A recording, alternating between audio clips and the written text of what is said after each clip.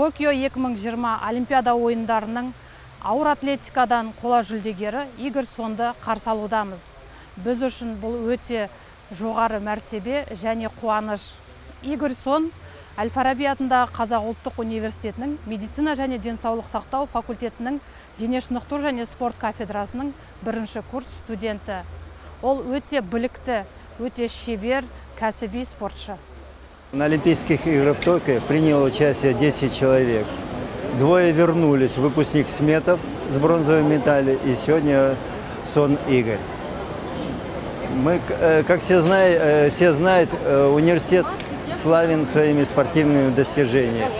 В 2012 году по тяжелой атлетике стала олимпийской чемпионом в Лондоне Светлана Подобедова.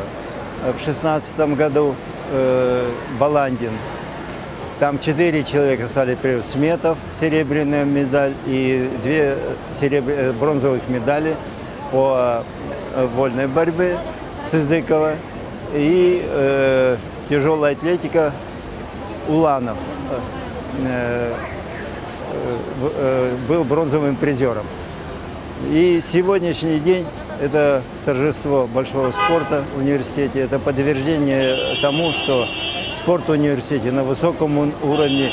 Достаточно сказать, что в этом году мы уверенно выиграли республиканские летние игры среди вузов Казахстана с большим отрывом, победили в общем командном зачете.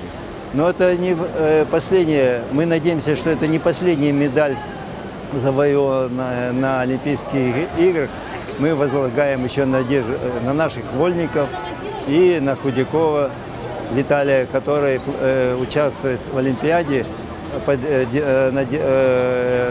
по дисциплине открытая вода, дистанция 10 километров.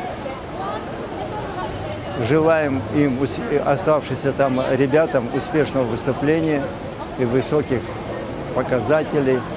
И хотя бы еще одну медаль в копилку университетского спорта и нашей страны.